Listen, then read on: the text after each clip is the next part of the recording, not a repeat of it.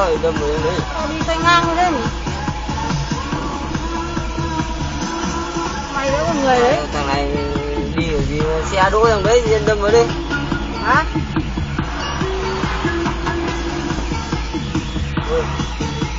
Ngáo à?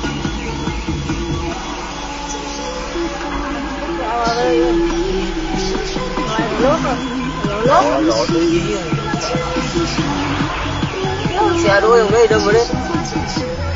Ui à. Trời.